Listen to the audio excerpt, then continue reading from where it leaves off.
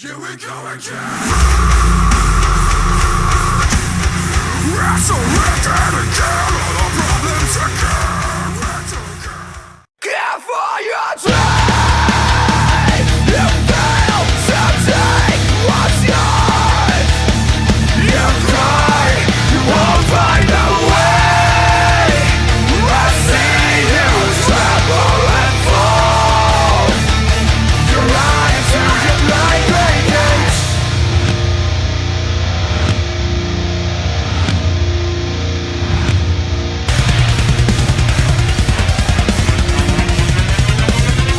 You always carry on and nothing for now. There is no place for the way. You ain't as fast your friend will live.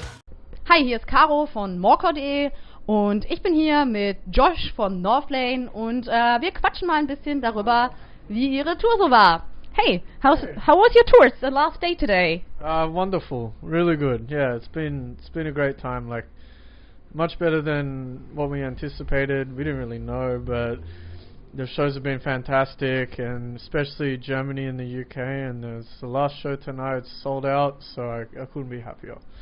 Was there any show that sticked out for some reason? Some special show or? Yeah. Well, London was the biggest show of the tour, so that was pretty fun. Southampton, I took on a security guard, so I won't forget. Tell us about it. Tell us about it. Well, we just finished the song, and I saw this big security guard with his hand around this kid's throat, up against the wall, and I thought I could see him jabbing him in the side. So I just put my guitar down and ran off the stage and just grabbed him and was like, what are you doing? Like, you're getting paid to protect these people and you're beating them up.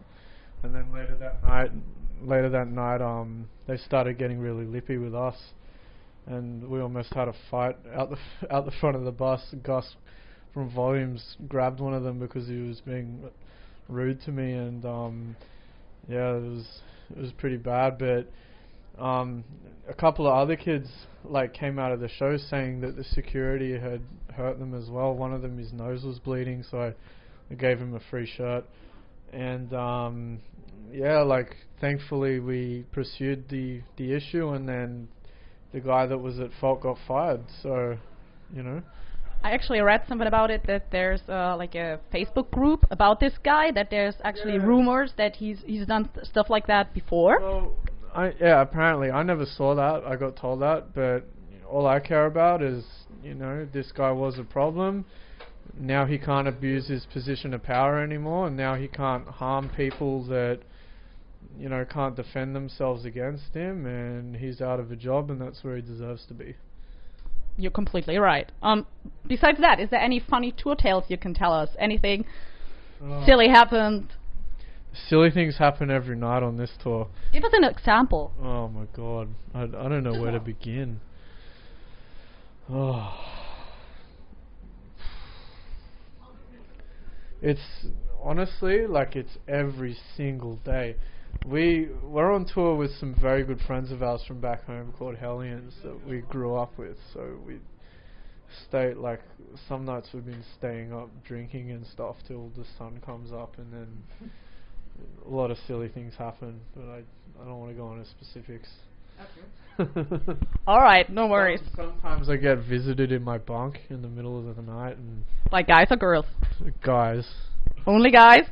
Definitely only guys. Sure. I'm absolutely sure. Okay. Alright. Okay, we didn't want to go into detail with that. So, it's almost 1 year now that Marcus joined your band. So what did happen since then? How are things with him? Better than ever. I've never had this much fun on tour before.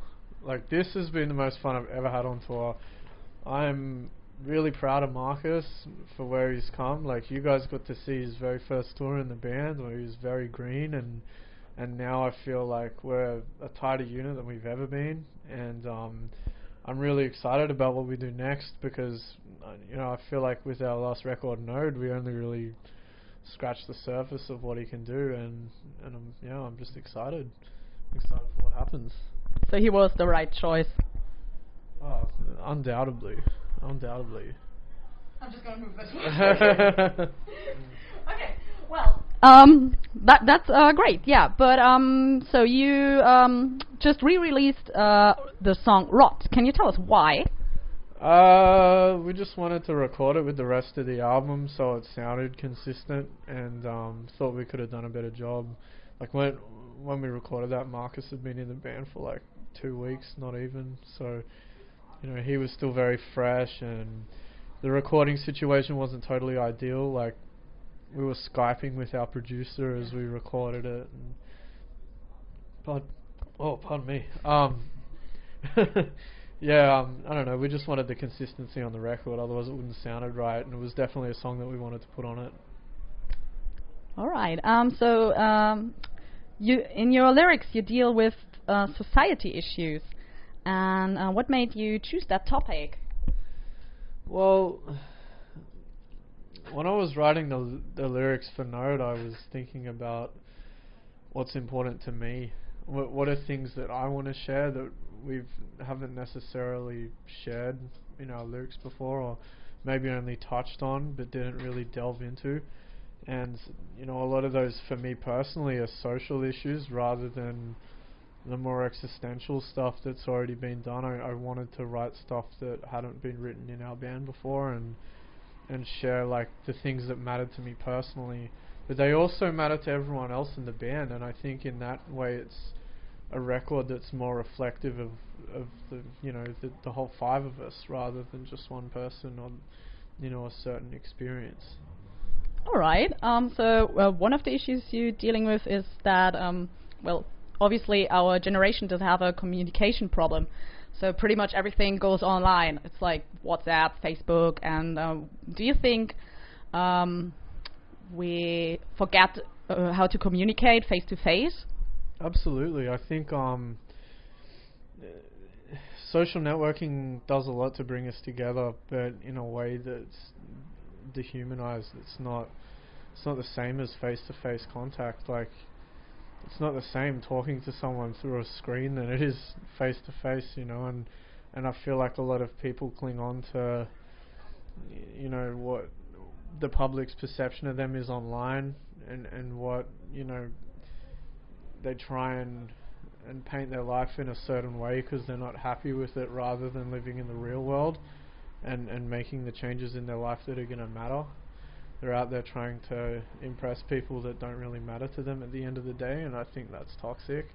I think it's toxic to live vicariously through a computer, and internet addiction is an actual thing. It's an actual problem that affects people that I know too, and, you know, it's at the same time it's my portal to back home when I'm not there. So I think it's just something to be wary of, you know. Well, I was going to say it's pretty much the first thing a band is asking for when they get to a venue. What's the Wi-Fi password? Yeah. So to communicate with home. Yeah. So, but it's not the same as being home, right? Otherwise you would miss it. Yeah, of course. I mean, we kind of need these portals and everything to communicate these days. So the title track, Note. Can you tell us more about one small step will shake the earth? Can you give us examples for that? What that step could be? Well, I'll backtrack a little bit to what the song's about. It's about self-empowerment. Like, I wanted people to listen to that song and feel like no matter what change they make in their lives or in the world, it was going to make a difference.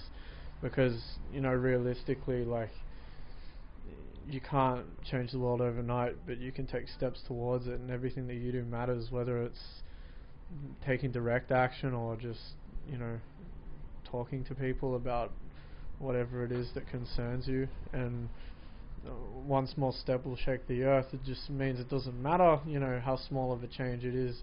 If you want to save the environment, you know, that could be you picking up a piece of trash off the sidewalk, but that could then end up choking an animal if you didn't do that. So it's, you know, it's all these like tiny little things that make a difference. Like if you think one of your friends is depressed and you ask them how they are, and you might just save their life. Like all these little decisions that we're confronted with every day, and little things that we can do matter.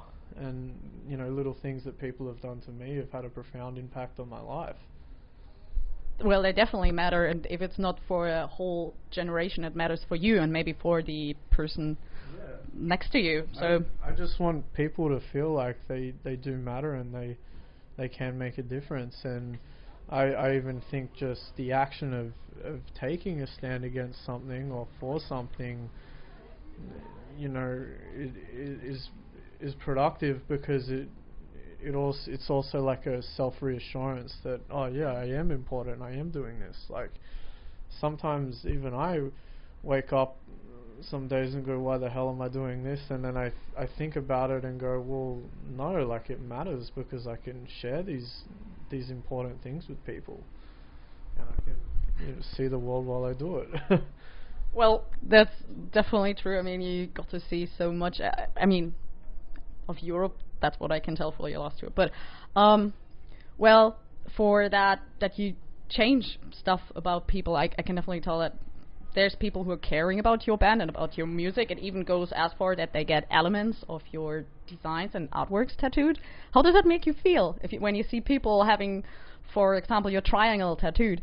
It's very humbling. Like, it's kind of weird, but at the same time, it's humbling, because it means that I've reached that person, and that's really special, because we pour everything into what we do, and it's so easy for people to tear it down or not listen, but it's like the people that listen, I get really emotional about it sometimes. Like, I tear up on stage some nights, like, especially when we play these songs off the new record. Like, when I can see someone who's like really passionate about something that I've written because it mattered to me, I can tell that it made a difference to them, and it's kind of like that too. I don't want to sound full of myself, but it really matters to me, and it's something that's hard to express, but it is what it is. And it's like some special kind of support and some special kind of sign that you're doing something right, I think. But it definitely is. Well, in Hamburg you had a lot of sound problems. How do you generally deal with problems like that? Oh yeah, I got told we had another guy from our magazine there, and yeah, he said he had a lot of problems. Oh yeah, we did. Our computer. Yeah, sorry, I drank too much wine that night. No. No, fuck no. Oh, am I allowed to say that? Not yet. Yeah, one of our computers died that night that like runs half of the show, so we played a bunch of songs without it, and like, that's fine, we can do it, but it's just, it throws you out a little bit when you're used to playing to a click or whatever, but it is what it is. Like, we're not the kind of band that's just going to walk off the stage because something broke. We just get on with it and do the best we can, because at the end of the day, like, people come to watch us play our instruments, not anything else. Thumbs up for that. Alright, so you're on tour with a band called Volumes, and they clearly don't like cricket, which is totally wrong. Which is totally wrong to you. Well, I've got something to say about that. Yeah? When we took them out to Australia, we actually taught them how to play, and Gus actually isn't too bad at it. In fact, I saw him smash the light off the roof of a building one day, because one of the things we do on tour a lot is we take a cricket set with us. We used to have one over here, but we took it back to Australia because we liked it so much, and it lives in our practice space now. But when we go on tour, we usually have one, and we play in the venue, like during sound check or whatever. And yeah, Gus is actually not too bad. I honestly didn't know what cricket is. I mixed it up with that game, croquet or something. What they play? Yeah, what they play at Alice in Wonderland. I'm. Oh, I'm sorry. Well, no, it's just not common in Germany, not at all. Oh. So. Look, it's popular in the UK, in Australia, and in India and Pakistan, and that's about it. Okay, so we live behind the moon pretty much with that. I've never heard that expression before, but I like it. It's pretty accurate. Alright. Okay, So what's next for you when you get home? I have 2 days off, and then I go on tour again. We got a headline tour in Australia, which is cool. Like, we got our friends August Burns Red supporting, which is sweet because they're good dudes, and I can't wait to watch them play. And straight after that, we go to the US to co-headline with Volumes over there, play some cricket in the snow, and after that we got Soundwave Festival in Australia, and I believe we're coming back to Europe and Germany just before the middle of the year. That's amazing. That's nice. So, Can't wait. oh, me neither. I can't wait for tonight. Last show. We expect special things to happen, weird things to happen. We've Sold out? sold out, and we're playing a song that we haven't played all tour, and Ooh. we just added it in for tonight just because we felt like it. So. Yeah, something special. Okay, so last but not least, do you have any messages to your German fans? Don't take life too seriously. Okay, thank you very much. Thanks a lot. You fucking stop to believe.